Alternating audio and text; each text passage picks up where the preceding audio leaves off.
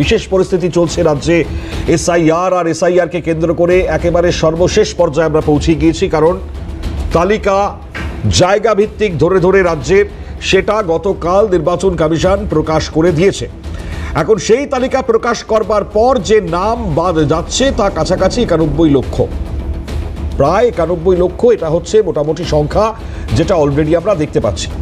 এখন যেটা খুব গুরুত্বপূর্ণ পরিস্থিতি তা হচ্ছে, আপনারা দেখছেন যে প্রচারে গিয়ে তৃণমূল কংগ্রেসের তরফ থেকে লাগাতার প্রচার চালাচ্ছেন, তৃণমূল সুপ্রিমো রয়েছেন, তৃণমূলের সেকেন্ড কমান্ড রয়েছেন, এছাড়াও যারা এবারের প্রার্থীরা রয়েছেন তৃণমূলের, তারাও প্রত্যেকে বলছেন মানে একটা চক্রান্তের জায়গা, একটা আতাতের জায়গা। সাধারণ মানুষ বা ভোটার, যারা প্রকৃত ভোটার, অবৈধ বলে কিছু কেউ বলছেন, প্রকৃত ভোটার যারা, তাদের যাতে বৈধ ভোটারদের নাম যাতে বাদ না যায়, এটা বারবার তারা বলছেন। এখন এই প্রসঙ্গক্রমে সংখ্যালঘু একটা বড় ম্যাটার এবং ফ্যাক্টর। সংখ্যালঘু ভোট, সেটা একটা বড় পরিস্থিতি। কার্যত যে লিস্ট সামনে প্রকাশ করেছেন তাতে যে জেলাভিত্তিক মোটামুটিভাবে দেখা যাচ্ছে যে নাম বাদ যাওয়ার সংখ্যা সংখ্যালঘু অধ্যুষিত অঞ্চলে সেটা কিন্তু ব্যাপক মাত্রায় প্রভাব ফেলেছে। বিশেষ করে মুর্শিদাবাদ, বিশেষ করে মালদা, এছাড়াও গুরুত্ব রাখছে উত্তর দিনাজপুর, এছাড়াও 2 দক্ষিণ 24 পরগনা বলুন, উত্তর 24 পরগনা বলুন, বা আরও বিভিন্ন যে অঞ্চলগুলো রয়েছে। তবে এই জায়গায় সংখ্যালঘু অধ্যুষিত জায়গাটা সব থেকে বড় জায়গা বলে আমরা দেখতে পাচ্ছি। মানে আমরা মোটামুটি আপনাদেরকে লিস্টও দেখাচ্ছি, এই মুহূর্তে আপনারা দেখতে পাচ্ছেন কোথায় কত সংখ্যক মানুষের নাম বাদ গিয়েছে। অন্যদিকে চলছে ট্রাইব্যুনাল, যার মাধ্যমে আপিল করছেন সাধারণ মানুষজন। প্রচুর মানুষের লম্বা লাইন, ভিড়, প্রত্যেকেই ক্ষোভ, বিক্ষোভ, অভিযোগ সেগুলোকে তারা তুলে আনছেন। তো তারা একটাই কথা বলছেন যে যে নাম বাদ যাচ্ছে তার প্রকৃত কারণ সেটাকে তো খোলাসা করতে হবে, কেউ বলছেন। আজকে আমরা কুণাল ঘোষকে শুনছিলাম, তিনিও ঠিক এই জায়গাটাকে সামনে নিয়ে এসছেন। তিনি বলছিলেন কার্যত যে এটাকে তো বলতে হবে, কেন বলা হচ্ছে না, এটা নিয়ে তিনি প্রশ্ন তুলেছেন। এখন নাম বাদ যাওয়া নিয়ে ক্ষোভ, বিক্ষোভ, অসন্তোষ সামগ্রিকভাবে চলছে। তার মধ্যে সংখ্যালঘু যে অধ্যুষিত অঞ্চল বড় একটা জায়গা চলে যাচ্ছে। তবে তৃণমূল সুপ্রিমো মমতা বন্দ্যোপাধ্যায় তিনি কিন্তু ছেড়ে কথা বলছেন না। তিনি প্রয়োজনে ট্রাইব্যুনালও পর্যন্ত যাবেন। আবারও তিনি বলছেন এটাকে সুপ্রিম কোর্ট গিয়েছিলেন, এবং তিনি বলছেন একজনেরও নাম বাদ যাবেন, আমরা তুলে দেব। আমি মমতা বন্দ্যোপাধ্যায়ের বক্তব্য দিয়ে শুরু করার চেষ্টা করি, তাই আজকের বিশেষ জায়গায় কি বলতে চাইলেন তিনি শুনুন। আপনাদের নাম কেটে দিয়েছে, একজনের নাম উঠেছে, তার পাশের বাড়ির লোকের নাম ওঠেনি। একটা পরিবারের 2 জনের নাম উঠেছে, 3 জনের নাম বাদ দিয়ে দিয়েছে, যেন চৈত্র মাসের সেল চলছে। সব বোঝাপড়ার খেলা, গটাপ গটাপ খেলা। আর বিজেপির নেতারা ভোট ভাগাভাগি করছে খেলা। একটি ভোটও সিপিএমকে নয়, একটি ভোটও বিজেপিকে নয়, একটি ভোটও অন্য প্রার্থীকে নয়। এখানেই শেষ নয়, তিনি আরও বলেছেন, যেটা বলছিলাম যে বক্তব্যটা শোনাবো আপনাদেরকে, সেটা হচ্ছে এই ভোটারদের যে নামগুলো বাদ গেল বনগাঁ থেকে আজকে সভায়, তিনি দুটো বিষয় নিয়ে বলেছেন। এক হচ্ছে তিনি ট্রাইব্যুনালে যে যেতে চলেছেন, এবং একই সঙ্গে দাঁড়িয়ে এই প্রত্যেক ভোটারের পাশে তিনি রয়েছেন যাদের নাম বাদ দিয়েছে। দুটো বার্তাই শোনাবো আপনাদের। আমি রাস্তা থেকে সুপ্রিম কোর্ট পর্যন্ত লড়াই করেছি, আগামী দিনে করব।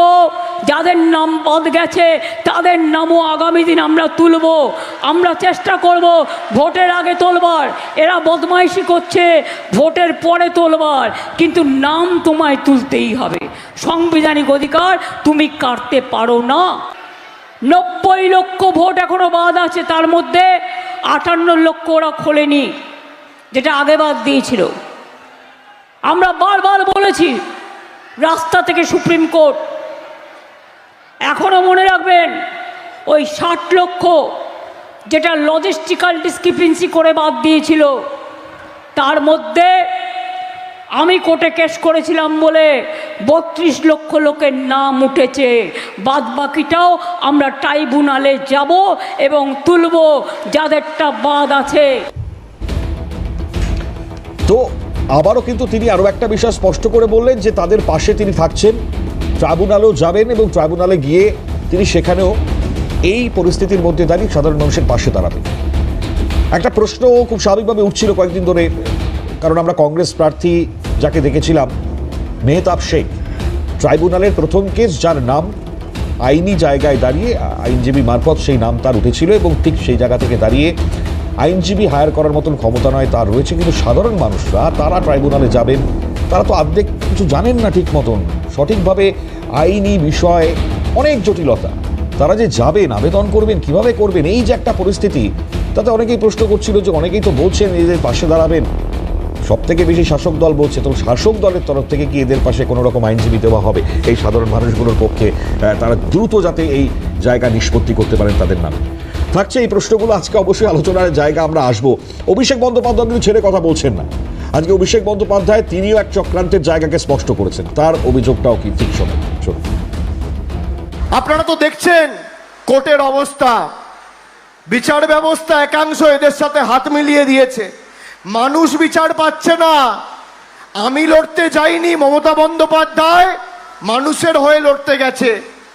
আমাকে যদি আমার বিরুদ্ধে বিচার ব্যবস্থা কোনো রায় দেয়, আমি বিচার ব্যবস্থার বিরুদ্ধে কোনোদিন কিছু বলিনি, কিন্তু মানুষ আজকে কোর্টে গিয়ে বিচার পাচ্ছে না।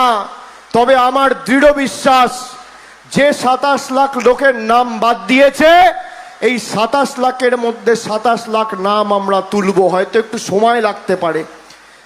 আপনাদের এরা চেষ্টা করবে এই ভোটে যাতে আপনারা ভোট না দিতে পারেন এবং গায়ের জোরে বিজেপি নিজেদের সরকার তৈরি করতে পারে। গায়ের জোরে বিজেপি যাতে সরকার তৈরি করতে পারে, গায়ের জোরটা কোন জায়গায় সেটা খোলাসা করছেন অভিষেক বন্দ্যোপাধ্যায়।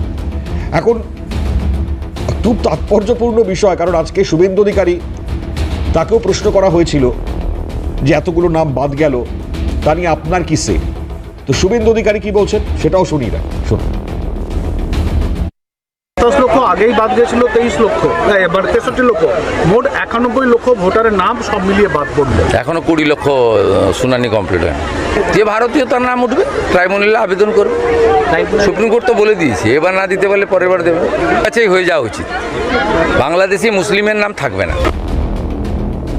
বাংলাদেশি মুসলিমের নাম থাকবে না, এটা একটা বড় জায়গা যেটাকে তিনি বলেছেন। আমি আবারও বলছি, সংখ্যালঘু অধ্যুষিত অঞ্চল যেখানে ব্যাপক প্রভাব, যে প্রশ্নটা উঠছিল মালদার ঘটনার পর থেকে দাঁড়িয়ে খুব স্বাভাবিকভাবে যে তৃণমূলের ক্ষতি না লাভ, এক্ষেত্রে দাঁড়িয়ে এই যে একটা পরিস্থিতি তৈরি হলো, হুমায়ুন মৌসুমরা তাহলে পরে কি সিঁদুরে মেঘ দেখছেন, কারণ মোটামুটি মালদার ঘটনায় তৃণমূল কি ফায়দা পাবে, সুবিধে পাবে, একটা বড় প্রশ্নের জায়গা।